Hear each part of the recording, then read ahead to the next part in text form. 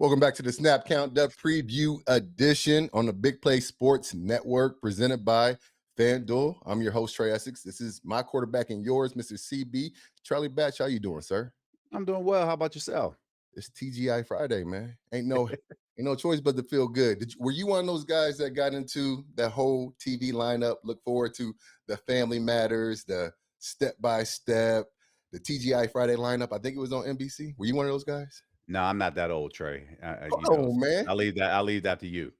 You know you watch some Urkel, some Stefan Urkel. No? You didn't. No, I did. I just had to make myself feel young right there. That's all. Gotta throw shots. Gotta throw shots. Well, welcome back. You can find us, subscribe to us on YouTube on the Big Play Sports Network, as well as Instagram. You can find us on Twitter at the Snap Count Show. Uh, let's talk some football, man.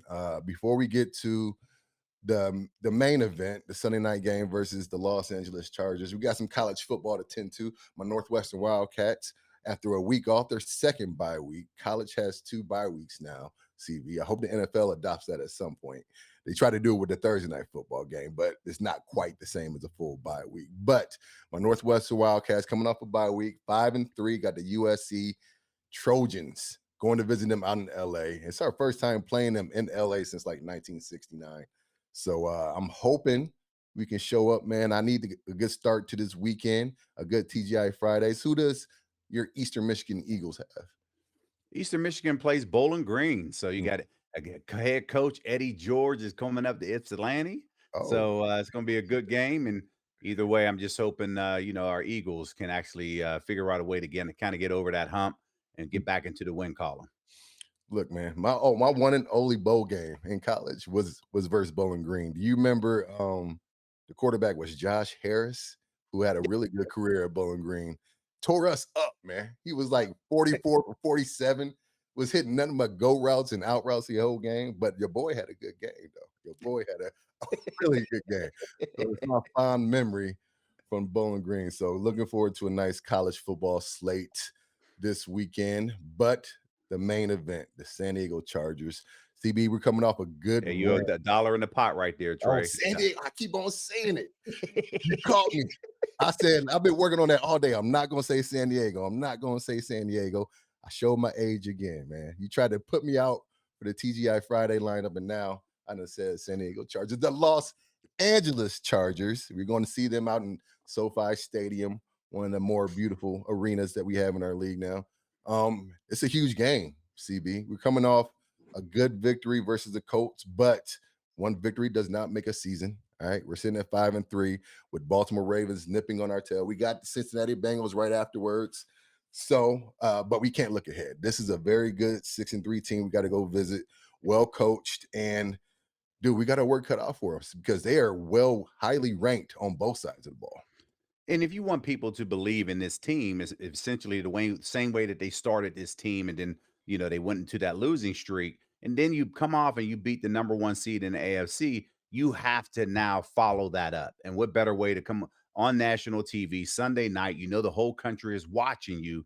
This is a statement game for the Steelers, and I say that because if you want to make a move, especially when you start getting into November football, you have to start putting streaks together and stacking the wins, like Coach Tomlin would always say. And that eventually starts bringing in those victory Mondays because they always start about right now. But Right. this is going to be a huge game. Obviously, a huge playoff implications that are at stake at this particular point. So the Steelers know what's at stake. And I like what I saw throughout practice throughout this week.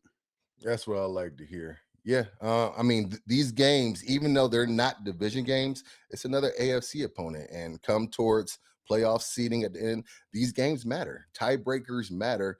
AFC records matter. How you perform versus the other teams in your conference, and so this is a huge game in every shape and form. Um, and like you said, we got to start stacking performances, man. We got to start putting good stuff on tape week in and week out. This veteran defense that we've been talking about so much, the historic defense that Tomlin claimed in the preseason they had the potential to be. Well, they could still make some history by making this turnaround happen from one of the worst defenses in the NFL the first 8 games to turning around and perhaps playing some of their best ball as the season concludes. One of the things that I wanted to hit on before we start getting into the nitty gritty was some of the changes that we made in this Colts game last week that started to pay dividends. Do you see that safety combination of Ramsey and Kyle Duggar being here to stay? I think in the temporary, yes, and obviously injuries are going to be a part of it, and I'm not wishing injuries on anybody. But if this tandem stays the same, I can see that happening throughout the rest of the season. And now, what other corners are going to step up? Because essentially now, with Ramsey knowing where he's going to be in the back end of that secondary, there's no moving him around anymore, especially in first and second down defense. So the Steelers have to get creative and not be to the point where when I say predictable, where where Jalen Ramsey is going to be all the time. He is the best defender in this secondary, so he still wants to make an impact in this particular game. So look for defensive coordinator Terrell Austin to move him around a little bit just to make sure that they hopefully can keep the Chargers guessing. Speaking of, you mentioned injuries are going to play a part in whether that tandem stays together or not. Um, as of yesterday's practice, the injury report is as such. We have a Scotty Miller who did not practice. Corey Trice did not practice due to a hamstring and knee. Uh, Jabril Preppers still not practicing due to his quad. Cole Holcomb due to an illness. Alex Highsmith was limited. Isaac Siamalo, a big one, did not practice again on Thursday. This 2 weeks in a row, he has not practiced on Thursday. Not sure if that's just a maintenance thing and they're hoping that he can play this weekend, or if that's more serious than they're letting on. And he will see if he takes another go, like he did last week, and was able to practice on Friday and therefore play the game, but not finish, which is going to be huge. And then we have Darnell Washington, who didn't practice yesterday, but came back full. Jonnu came back full. Connor, a new one to the practice, to the injury report, did not practice yesterday. So after reading that, is there anything in that injury report that gives you some concern going into this weekend? For me, it's going to be the same Malu one. Last week, very similar as far as how his week went. Limited, and participated, but yet started the game. But he was only able to go through 3 quarters, and that pec started hindering him a little bit. So expect that same type of trend. We don't know how much pain medication he's going to take, but for the Steelers to not put him on injured reserve, that lets you know they're still keeping that light on for him to be able to play. So they're going to manage him throughout the course of it. And again, the pain tolerance is going to be key as it relates to how long he can last. So again, we're all going to be watching this in real time.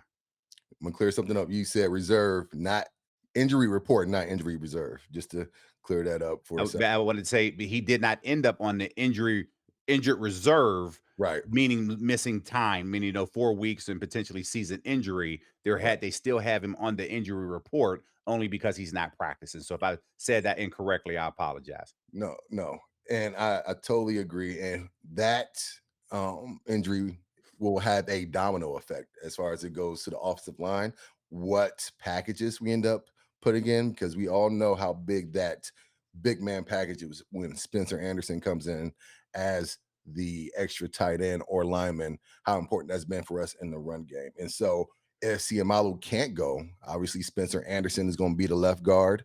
And we're going to see if any of the combination of Andrews Pete, who we haven't seen this year, Calvin Anderson, Ryan McCullum, who've all worn hats throughout throughout the first 9 weeks of the season, but have yet to get on the field in any capacity. So if Siamalu can't go, one of those guys might have to step up and be that guy in the big man package that Spencer Anderson's been so effective with us. And so And when you say trickle down effect, yes, you're talking about just from the big package that we're using, and then ultimately Spencer Anderson going into that left guard position, which ultimately reflects your trench report grade. So hopefully right. we don't have that same trend that has happened last week carry over into this week.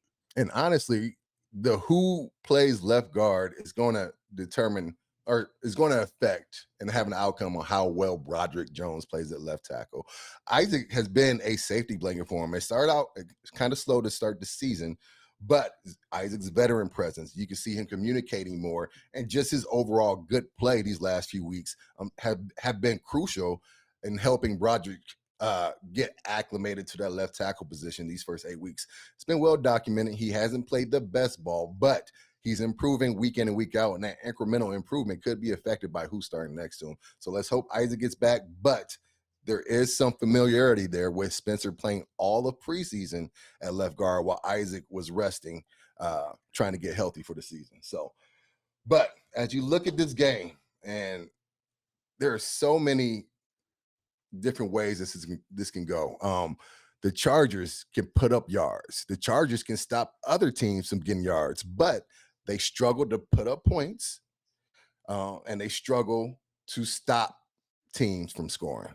And so when I say that, this team, the Chargers, defensively are ranked sixth in the whole entire NFL in yards given up, 12th and points given up.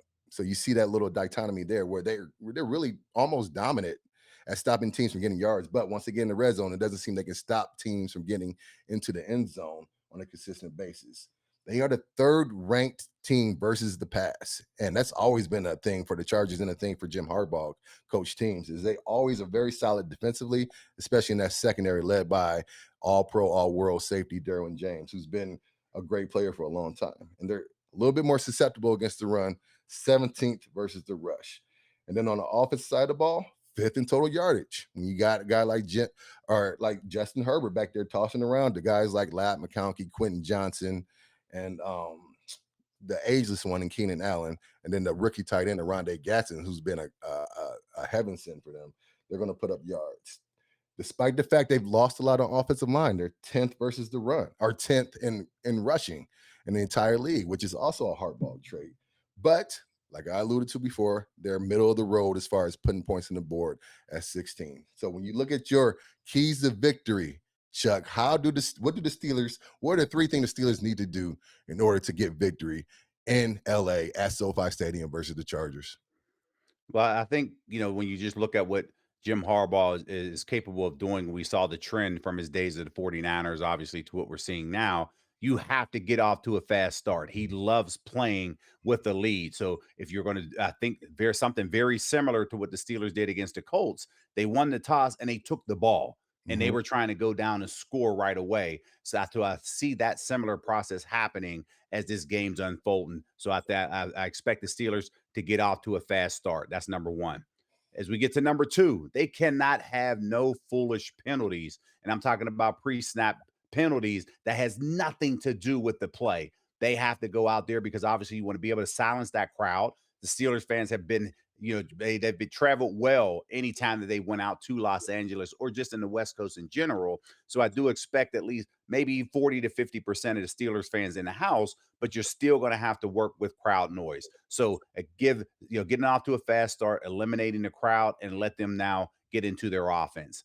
And number three, they have to have more explosive plays. They just do, because right now that 3 yards in the cloud of dust mentality, that can't work because it's hard to go consistently in this league 10, 11, 12 play drives without making a mistake. They have to have those field flipping plays that Mike Tomlin always talks about.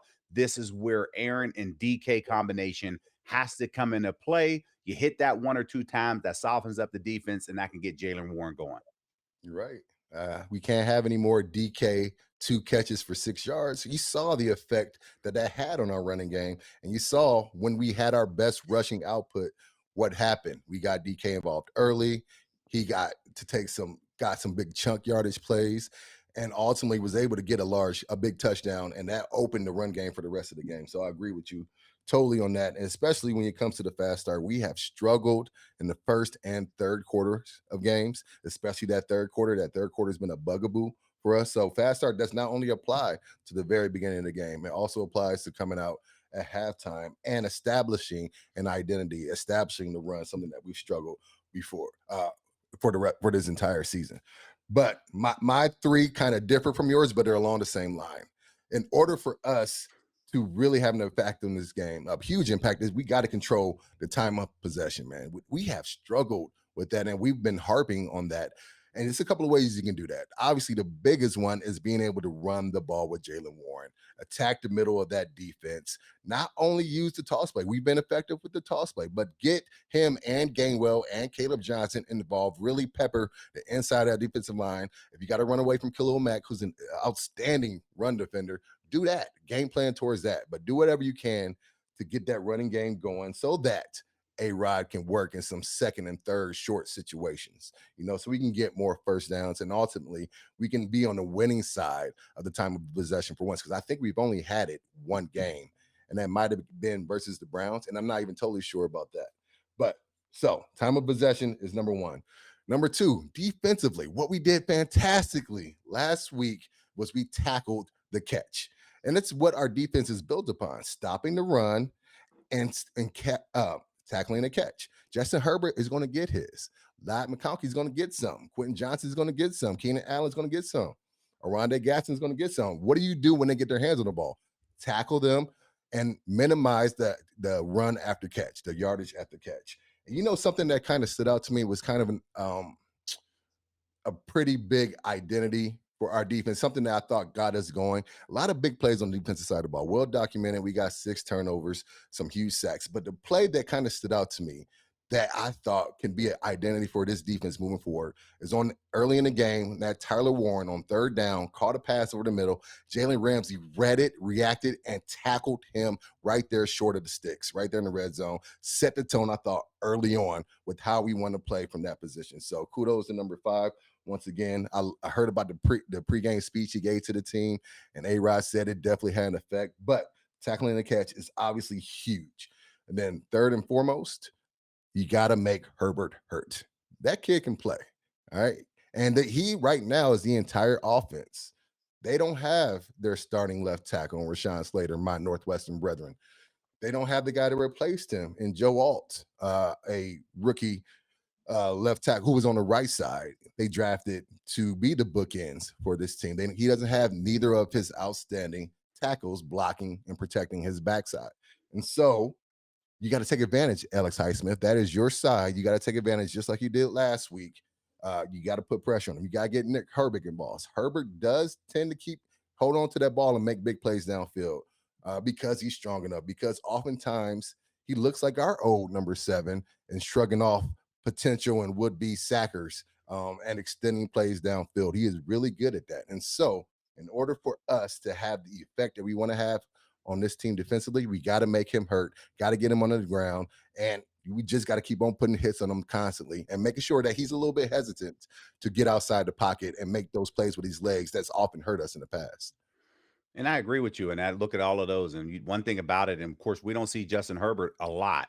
And that's why a lot of people don't respect it outside of Steelers Nation because you don't see him all the time. Yes, Mm. last year we faced them. We beat the Chargers when they were here in Pittsburgh. But again, Herbert was battling a high ankle sprain, so he wasn't as mobile as what he's typically is. This Mhm. guy's size is outstanding, and people don't Right. realize how tall he is. But again, if to be able to move in that particular manner, he is going to be a force. And I like that third point that you have when it talked about make Herbert hurt because you have to get after him. And if you know anything about Jim Harbaugh, this guy, former quarterback, he loves to throw the football. He knows what the quarterback mindset is. So he's going to have Justin Herbert involved in this particular game plan early. And I just smile because all of these years later, it's just amazing because actually Jim Harbaugh's last season was 2001 in Detroit. He spent training camp there as my backup. So it was crazy to see how all of these years gone. So I'm super proud of him and everything that he went through to get to this point, deserving of a second chance in the National Football League. We know what he did at Michigan, the national championship game, but this guy has always had the mindset of being a coach, even though all of those years ago, watching and sitting with him in meeting rooms. And it doesn't surprise me that he had Justin Herbert going in the manner that he does. Who's the old one now? I mean, you said Jim Harbaugh was your Hey man, we're backup. like fine wine over here, Trey. You know, When you try to come at me for watching Family Matters or whatnot, we talking about it's okay, Jim Trey. You Harbaugh was probably were your in two understudy. in 2001. You probably were just leaving middle school, getting ready to enter into high school. Hey Probably. man, I was playing for a state championship back then in 2001. I would like to think that I'm a lot younger than you, but I'm not that much younger than you. A few years.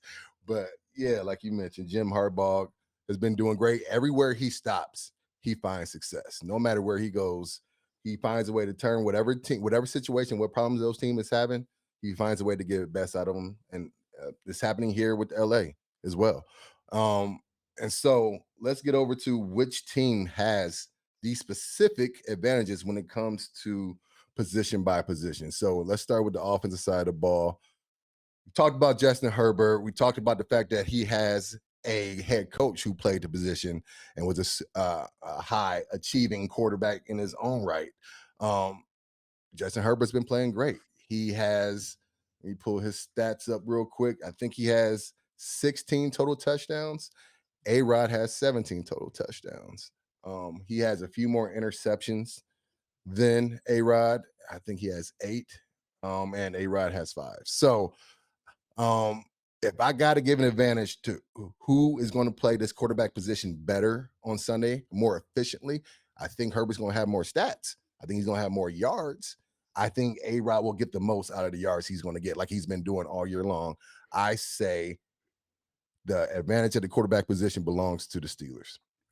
Yeah, and I like it. I mean, this is almost like, 50-50 at this particular point. Mentally, I'm going with Aaron Rodgers. You know he's not going to make that mistake at the line of scrimmage. The only reason I gave Justin Herbert the slight advantage is because he does have more passing yards right now. That's the Mhm. only reason. And they're playing at home. Not a huge advantage, but again, it's just a slight advantage. That's why I lean the Chargers direction. Fair, fair, fair. All right, moving on to the running backs. Now, not only has the O line been um, affected heavily by injury for the Chargers, the running back position has also been hit by the injury bug as well. Najee Harris, our former Steeler, is out for the year due to an Achilles, and they lost their Omari Hampton, who was on short-term IR. I'm not sure if he's up this week or not, but if he's not, they have a guy in Kamani Vidal who's been doing some good stuff for him. But I think we had the more talented backfield. I don't think, I know we had the healthier O line. Sans, Isaac Siamalo, every other guy has played every single snap up front. But Isaac, we don't know which way he can go, obviously. But we had the huge advantage because we have our blind side. We have the majority of our offensive line. I think the running back, and I'm waiting for Jalen Warren to have his breakout game. I think we're right there on the precipice, and I know Arthur wants to get more out of the running game. Um, and I think this week might be the time to do it. I think this Chargers D line is a little susceptible to some runs up the middle. So I give the advantage to the running back to us in Pittsburgh.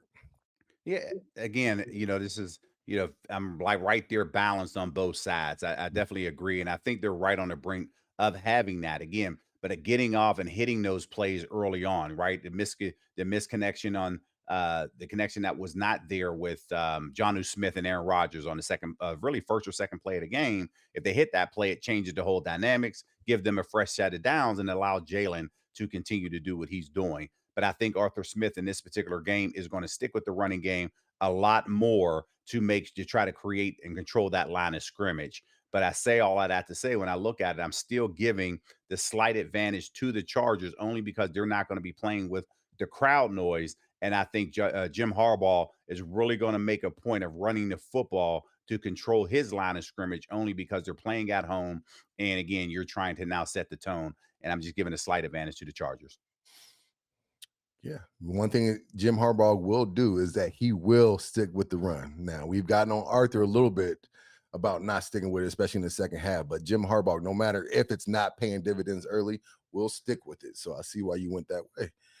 O line, we are trending upwards. You know what I'm saying? I've been impressed with our steady progression. We're even ranked according to PFF, which you know how much I hold their opinion is. I do give them credence because they do their work and they do their analytics, but it's not the end all be all. But it's a good sign that we started that team or that unit out, that O line unit out at 24th, and it's now ranked number 9. It's now made the top 10, whereas Chargers have trended backwards, in large part due to the injuries they've had. So, along the lines of the same reason I gave us the advantage with the running backs, I'm giving us the same reasoning for the O line as well. We are healthier.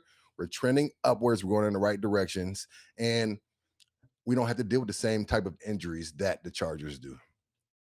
Yeah, and both teams they're battling injuries right there. The Chargers, Joe Alt, he's out. But again, Mhm. that big question mark for me is Sayamalu is how is he going to hold up? Yes, as we sit here today, they're going to leave the light on for him, but how long can he last in the game? Because again, that changes that big package that the Steelers bring in. So I was just uncertain there because when he left that Colts game in the fourth quarter, you didn't see that run game get going. So he is a huge part. He is the best offensive lineman on the Steelers right now.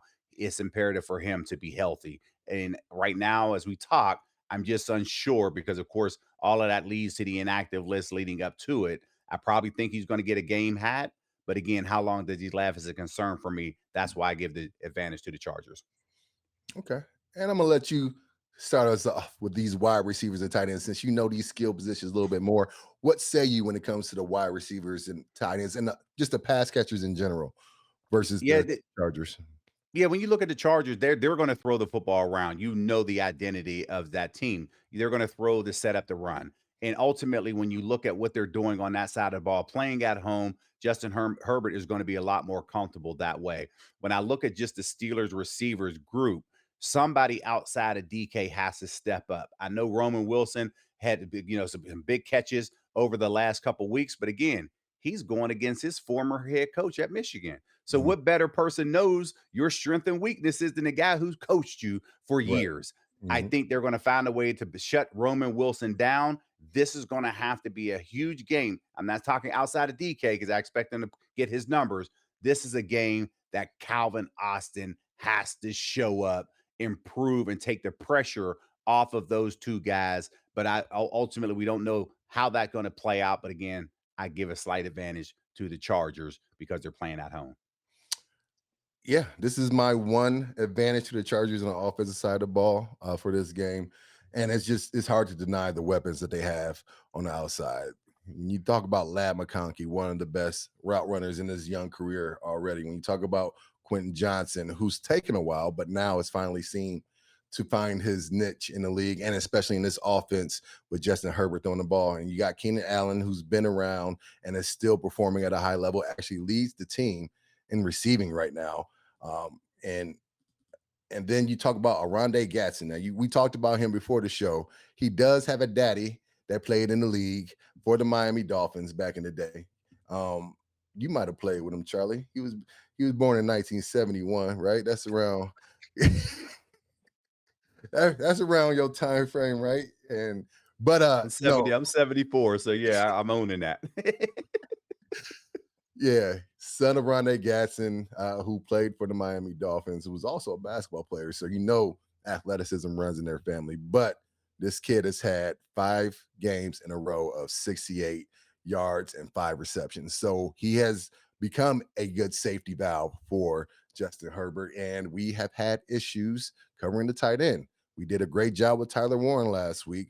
Credit to Kyle Duggar coming in at the last minute and playing 77 to 78 snaps, and Jalen Ramsey covering them when he came into his zone. So the safeties did a great job.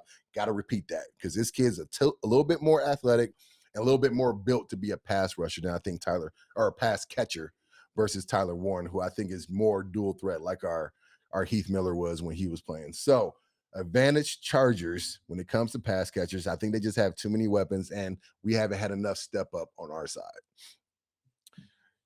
Moving over to the defensive side of the ball. Now, this is where the game is going to be won like we're built, or that we built this team to be one with defense and to get us over the hump with our offense with A-Rod. Defensive line is the one advantage I give us on the defensive side of the ball. The way Harmon, the way Cam played, the way Keanu Benton played last week, I think a fire got lit under them after the performance they had against Cincinnati. They went and gave up all those rushing yards versus the worst rushing team in the NFL, and then came back the next week versus the best offensive line that a lot of people thought, the best running back, the leading rusher in the league, and had their best performance of the year, holding him to 44 yards. Talking about Jonathan Taylor, and no touchdowns after he had 3 touchdowns 3 games in a row. So our D line, I think, is in the right position to have a repeat performance, and I think they will this weekend. Yeah, I agree with you. I mean, this Steelers defensive line are really starting to gel a little bit. I love that addition of especially Derek Harmon getting in that rotation a lot more. And that has set up Keanu Benton, allowing him to now run around and have fun and doing a lot of those things that they were hoping that Derek Harmon provided for the other guys on this defensive front. And of course, Cam Hayward is Cam Hayward, so he's going to be ready to rock and roll. So I do give the advantage to the Steelers in that defensive front because, especially on first and second down, the Chargers predominantly play 3-4 defense. And of course, you can run strong side on that. So maybe that gives the advantage, there to that defensive front of the Steelers. So again, I like where they're at, and I expect this defensive front of the Steelers to dominate. Yeah. Um, I agree. We just need them to do it again, man. If they have that same performance, then it's going to be a lot easier for the second level, the linebackers and the secondary, ultimately to do their job. So if they do it, then hopefully they'll have the advantage throughout on defense. But as of right now, as we're speaking, when you look at the linebacker core, despite the fact Peyton Wilson played his butt off, despite the fact that Nick Herbig is getting more action, despite the fact Alex Highsmith and TJ Watt, they're hybrids. It's kind of hard to just put them at linebacker. They play both D line and linebacker. I'm looking at more the interior linebackers when I'm grading this, and I give the advantage to the Chargers because of how they've been playing with Denzel Perryman and Dayon Henley. They have just been more active. They have been more run thumpers on that defensive and that second level of that defense. Now, if Peyton Wilson comes and does the same thing he did last week, and has he been doing, I'm gonna feel a little bit different on Sunday. If Patrick Queen, he had an interview this week. He was on one of these podcasts. He admitted that there were some effort issues with his play coming into this halfway point. There were a few games where he didn't give 100%. He admitted it. Didn't like to hear that. You got to give him credit for taking accountability, but at the same time, you don't like to hear that your middle linebacker, one of your highest paid defensive players, is having issues with effort. And so that right there in itself told me the Chargers have this advantage a little bit because Patrick Queen has to go out there and prove himself that he's the man to lead this defense at that position. And that's what you want from your leader, accepting that responsibility, right? Hey, regardless of the circumstances, I can sit up here and say he was injured a couple games. So, yeah, there was some effort issues because when you're watching it, you don't know he's dealing with those injuries. But again, if you're out there, you have to give on a better performance. So, I applaud him for taking that leadership role in that particular manner. And that ultimately impacted, his tackle production. He's second on his defense with tackles, 56 tackles. But Peyton Wilson is playing lights out. He leads this defense with 71 tackles. And think about it, he didn't even start the game last Right. week. So that lets you know as far as what the defensive mentality was to say, okay, we're now going to put somebody else in there for you. Did that light a fire underneath him? Because especially when the coaches are telling him you're not that guy. Mhm. And he went out there and had a huge game, 14 tackles last week. So I expect Peyton Wilson to do exactly what he did last week and just the speed that he brings. He wants to do more. I'm eager and I want to see him continue to do that. And because of that reason, I think the Steelers, especially on the inside of the linebacker front, they get the advantage here. Yeah. Another thing that you want to see from your linebacker, I appreciate that he held up or accepted accountability for his performance.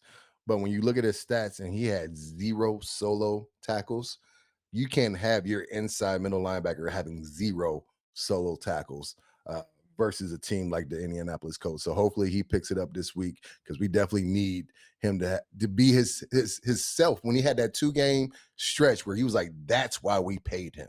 We need to see more of that, and hopefully he can bring that. And so secondary, our secondary played great last week, but we're still uh, the worst in the league when it comes to giving up yards in the passing game. Now they're doing a great job of keeping guys at the end zone, and I think this transition, like I started at the beginning of this show, I think Jalen can make that transition to safety like a lot of the great cornerbacks before him did, like the Rod Woodsons did, like the Charles Woodsons did, and they were able to extend their career and still play high level football. I think this might be the move for Jalen, but it's yet to be seen. He had a great game last week. He's still working things out with whoever's going to be a strong safety when everybody gets back healthy. Is it going to be Jabril Peppers? But this week it looks like it's going to be Kyle Duggar again with Jabril being on the sidelines. So I say all that to say the secondary is still a little uncertainty there. But that's one thing the Chargers don't have. They have their leader in Derwin James Jr., who's been lights out. They have one of our old guys in Dante Jackson, who we traded um, Deontay Johnson to the Carolina Panthers. Unfortunately, he didn't work out in our scheme, and now he's finding success in the Harbaugh scheme over there in LA. And so this is why I give the Chargers the credit. They know exactly where their leadership is coming from, and they're third in the league at giving up the pass. We're last in the league versus pass yards. It's a pretty simple advantage for me. Chargers all day.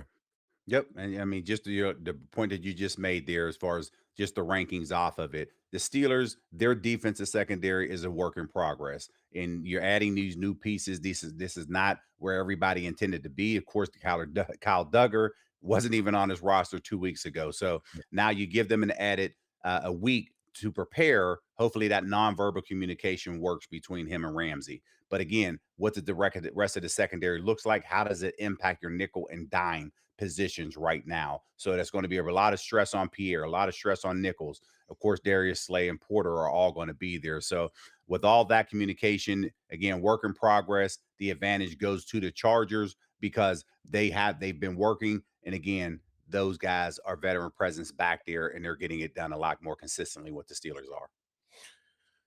I'm giving our producer, a conniption because I definitely switched up my linebacker pick from it was Steelers. I gave the Chargers a credit, but I think my opinion was more aligned with you. I want to see more from Peyton. I must have had a switcheroo in my head between when I told Ryan what I was going to pick versus now. I still think now that I'm talking about it, even though I said Steelers earlier, I still give the Chargers a slight advantage there, just because of when I heard these quotes from Peyton or from Patrick Queen, and they had me a little worried. So I don't want to hear about effort from my middle linebacker. I just want to see action. And so, sorry, Steelers, I gave the Chargers a credit right there. My bad, Ryan. I'll get it right next time. But moving on, special teams. This is where I think we have the advantage, man. The special team seems to be a weapon for us, and not just Boswell. Our coverage units are running downfield with their heads on fire. They caused a turnover last week, which I thought was huge, even though we didn't take advantage. Ultimately, it kept one possession away from them. And so when you see the Ben Skoronix out there, you see what Kenneth Gainwell putting his hand in the pile, being a personal protector. What he's done, taking up, I think, a large part of that gap that Miles Killebrew, our special teams ace for years and years, they're doing a good job of it's taking more than one person to fill his role, obviously, because he's done so much as far as communication, but they're doing a good job of doing that. And so I think we had the advantage. Outside us having the best kicker in the world, we have a coverage unit that I think is one of the best in the league as well. And when you have everybody wanting to contribute and putting their hand in the pile, Christian Kuntz is putting his hand in the pile as a snapper. They're Mhm. getting down there, and of course, Ben Saronic has been as solid as anybody in this special team game. So continue to do your thing, brother. But we are proud of you, and I know Trey is proud of you when we talk about a Northwestern guy Yes, as we are. well. Yes. But And Fort ultimately, Wayne. in And Fort Fort Wayne. Wayne. Yeah. So I think when you look back at where we are in this, yes, we have the best in the business with Boswell right now. This is just something that for me, I'm leaning heavily toward the special team game because Boswell is all pro and he is that dude. Agreed. I agree. And Boz, we trust. I say it every week, man. I don't never have to worry about him. And what about that I still don't quite understand that kickoff rule that him and Danny Smith pulled off last week with that kick out of bounds that gave the Colts the ball at the 25. Turns out he got that previously from the Colts who did it versus the Raiders. Do you still understand how that was all worked out? Because I don't understand the ruling on that, but I thought it was pretty cool that they did. Yeah, I didn't understand it completely at the time, but as when that happened, of course, a penalty happened, moved the ball up a little bit. You want to take advantage of those penalty yards. Mhm. But if you kick it out of the end zone, guess what? It goes back regular and the penalty is all for naught. But kudos to Danny Smith, who is one of the best special teams coaches that is out there right there. And if they have, a special teams coach of the year, he should be up in the running every single year because I'm just that big of a fan of Danny Smith. But Yeah. ultimately, when you see that rule and kicking it out of bounds, that's just alertness and understanding the rules as they're happening in a game to make sure that you're able to take advantage of that penalty. Get that man Danny Smith a gum sponsorship, man. He needs like Big Chew or Juicy Fruit or Wrigley, something. As much gum as he gets wadded up in there throughout, and he's just chomping on it. He needs a sponsorship. He needs to be getting a lifetime supply of free gum because he is definitely putting whoever company's gum that he's chewing, he's giving them good business.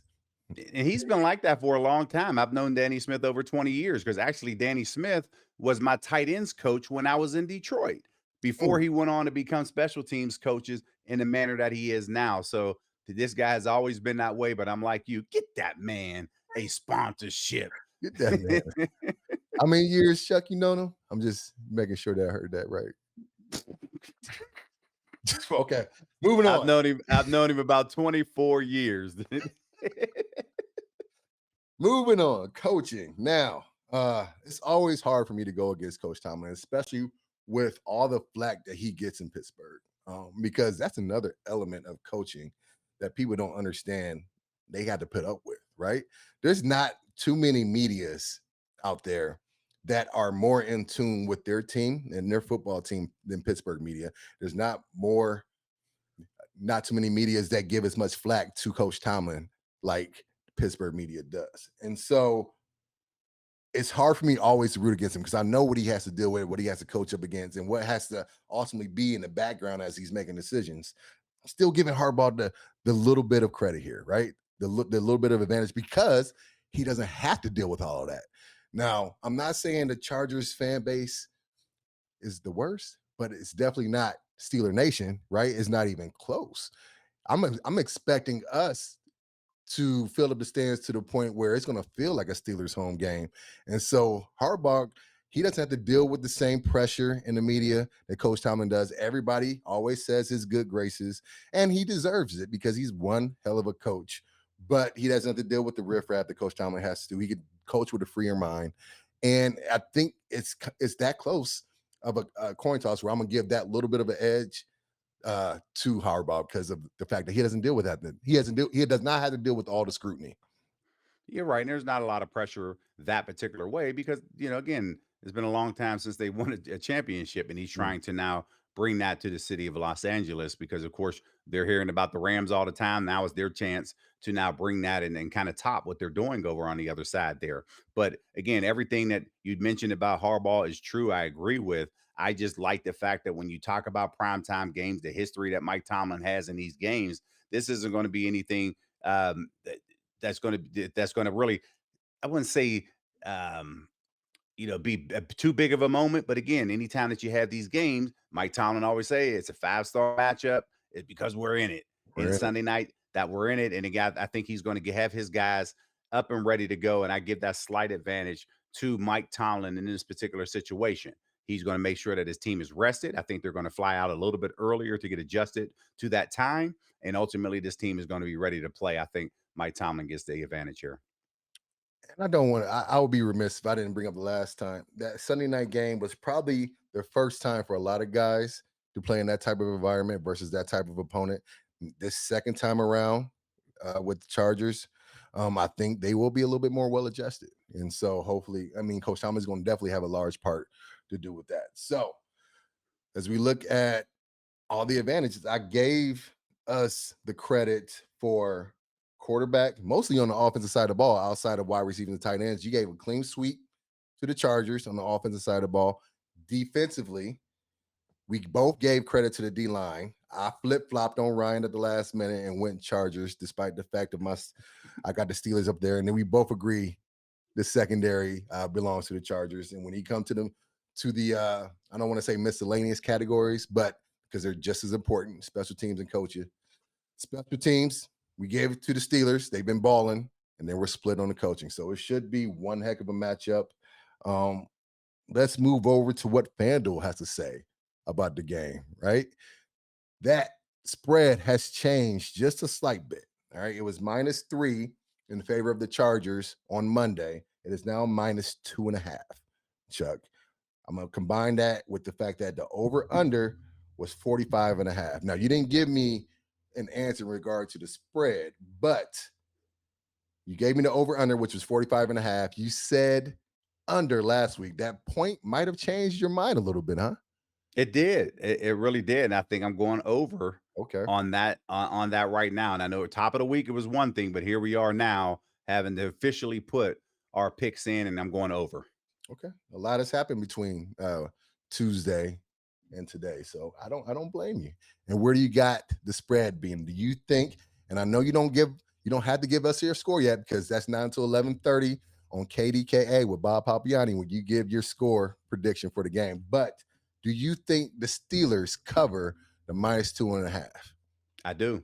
I Okay. really do. I think looking at it, that weather shouldn't be a problem. I think the Steelers are going to go out there and I think they cover this one easy. So just to let the record show that you're over the 44.5 and you think the Steelers cover. I'm with you 100% actually in both. I think we do go over and I think we do cover. And I actually have a score. I'm going to give you my score since we got to wait for yours. I'm going to give the people half of what they want to wait for. And I have us winning 30-24. I think it's going to be a one score game. It's going to come down to the fourth quarter and last possession. And I think the defense stops them and we come away with the one score victory. Now, we can't get out of here without a FanDuel parlay from our guy CB. CB's picks. I got three for you. Okay. Let's do it. All right. FanDuel has DK over under 3.5 catches.